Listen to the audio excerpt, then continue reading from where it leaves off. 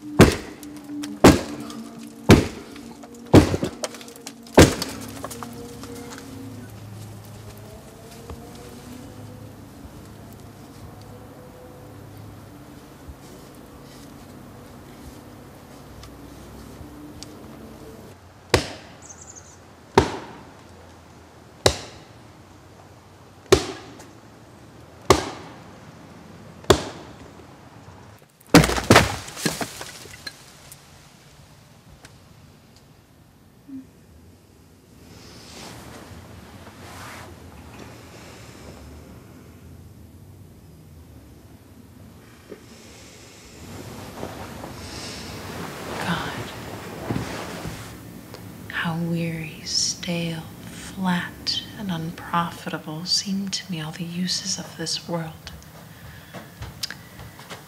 Fie.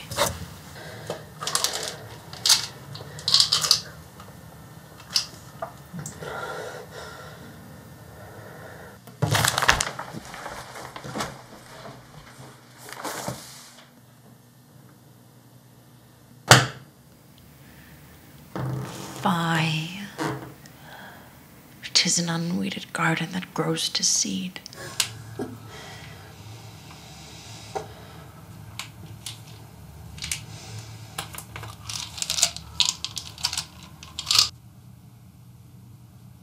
And by a sleep to say we end the heartache and the thousand natural shocks that flesh is heir to.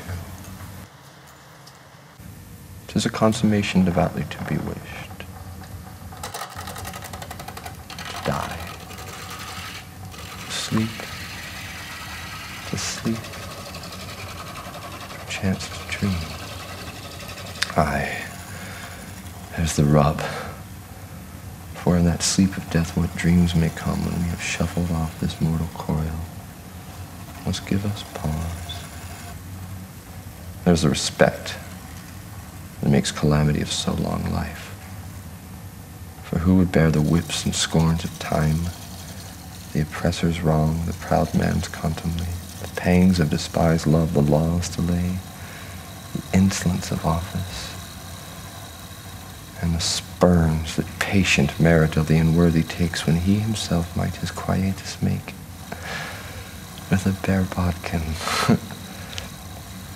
Who would fardels bear to grunt and sweat under a weary life, but that the dread of something after death, the undiscovered country from whose bourne no traveler returns, puzzles the will, and makes us rather bear those ills we have than fly to others we know not of.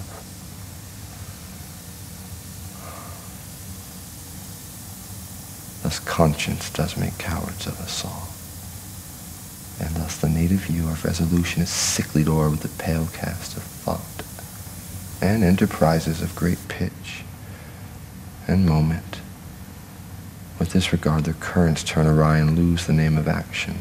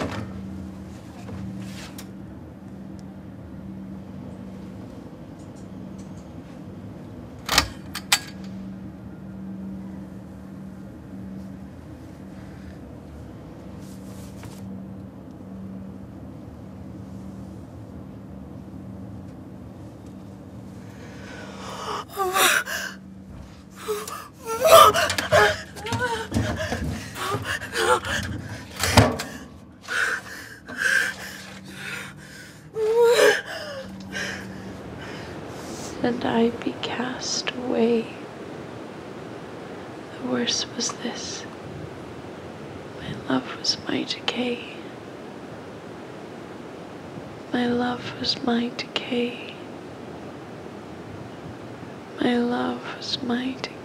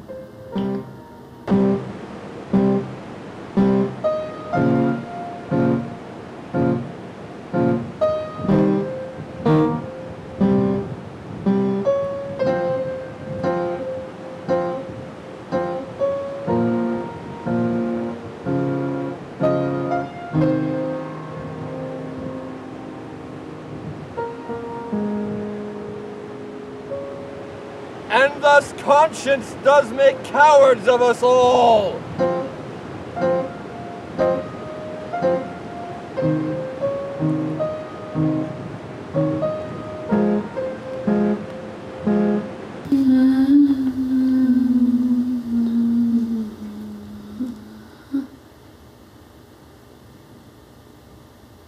God, I could be bounded in a nutshell and count myself a queen of infinite space,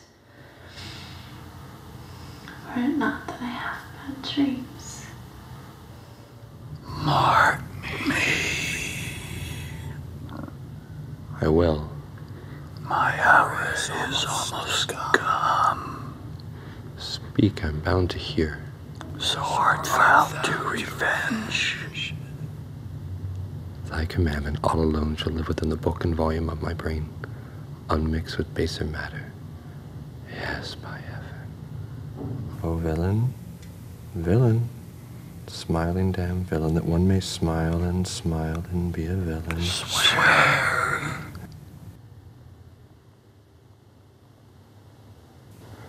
Rest, rest, perturbed spirit. To revenge I have sworn.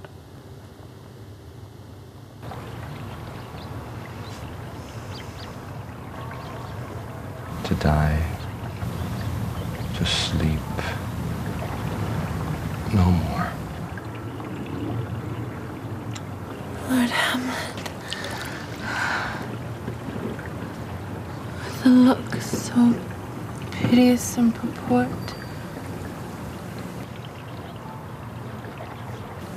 as if he'd been loosed out of hell. To speak of all horrors, he comes before me. He took me by the wrist and held me hard. Then goes he to the length of all his arm, and with his other hand he falls such a perusal of my face as he would draw it. Long stayed he so. At last, a little shaking of mine arm, and thrice his head thus waving up and down, he raised a sigh so piteous and profound, as it did seem to shatter all his bulk and end his being. That done, he lets me go.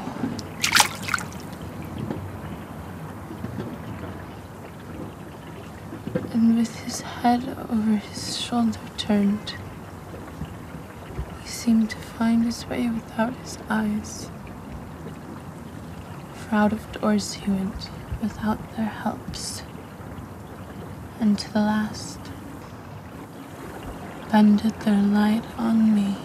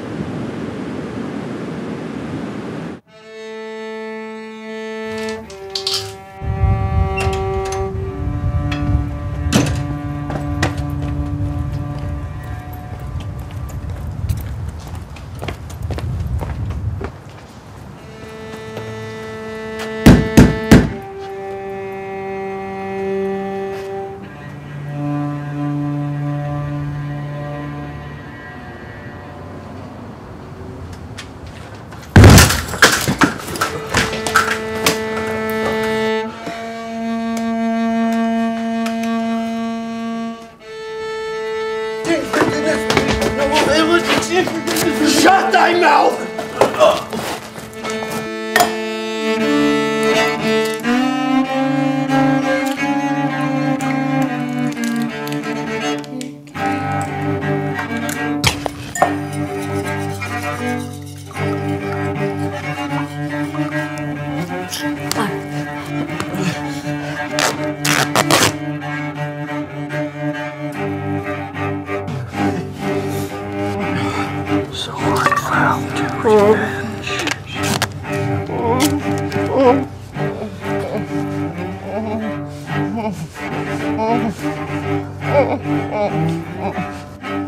Heaven make thee free of it. I follow thee. Stand! Stand! Stand that I may fell thee! Stand! Stand! Stand!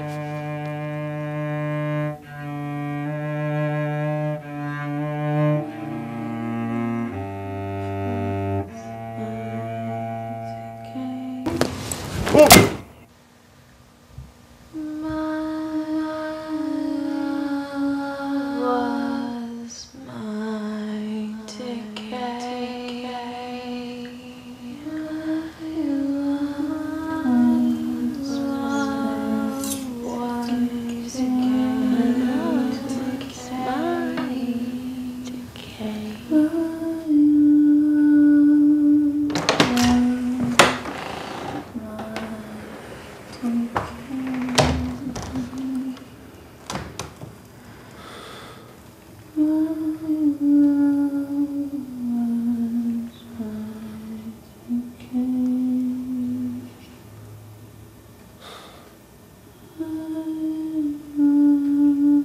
soft you now, the fair Ophelia, nymph, in thy orisons, be all my sins remembered.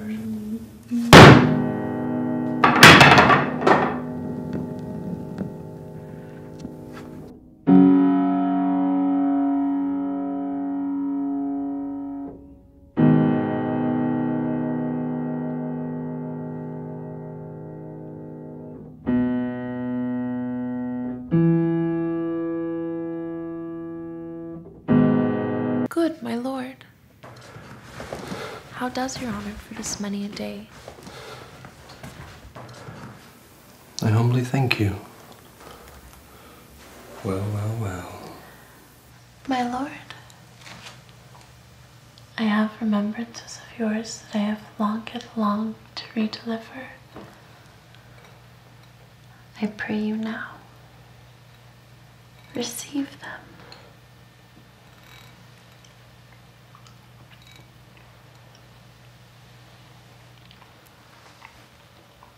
No, not I.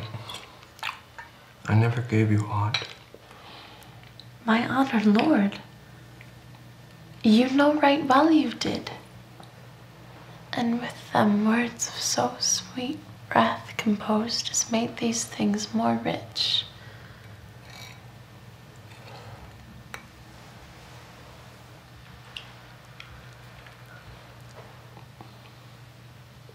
Their perfume lost. Take these again, for to the noble mind rich gifts wax poor when givers prove unkind. There, my lord. Are you honest? My lord.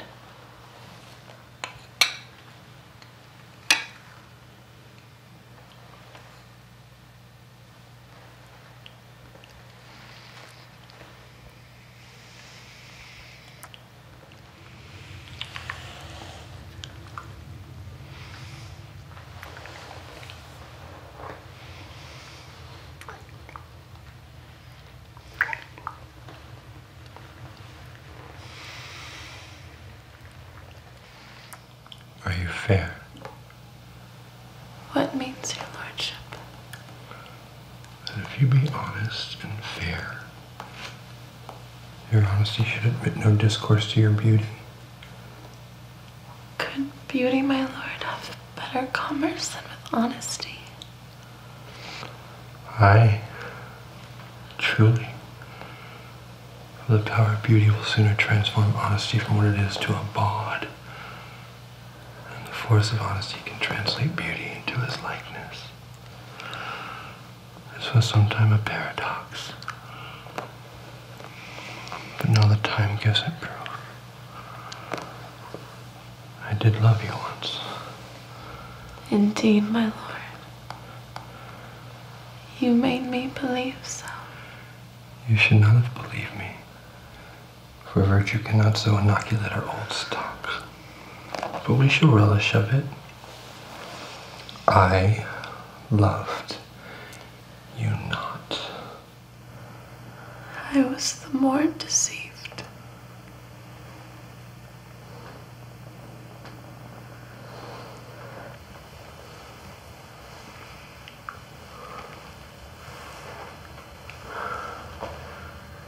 Get thee to another way.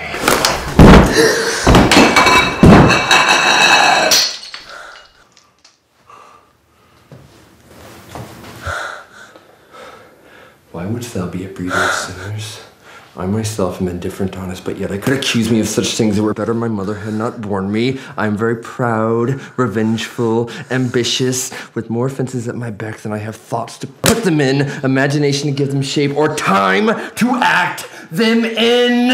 What should such fellows as I do crawling between earth and heaven? We're errant knaves all! Believe none of us! Go thy ways to a nunnery!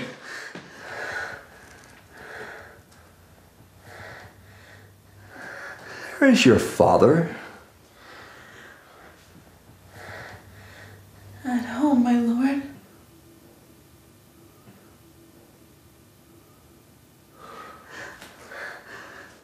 the doors be shut upon him, that he may play the fool nowhere but in his own house. Farewell! Oh, help me, you sweet heavens.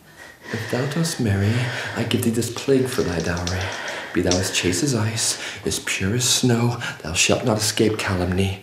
Get thee to a nunnery, or if thou wilt needs marry, marry a fool, for wise men know well enough what monsters you make of them.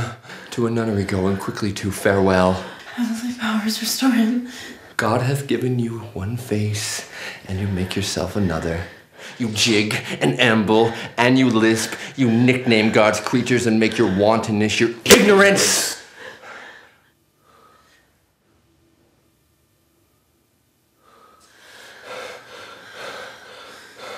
Go to, I'll no more aunt.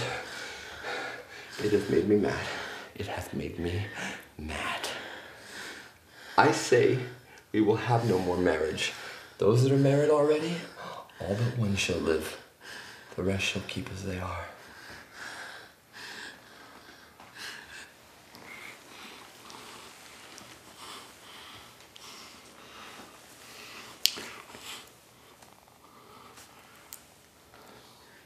To a nunnery go.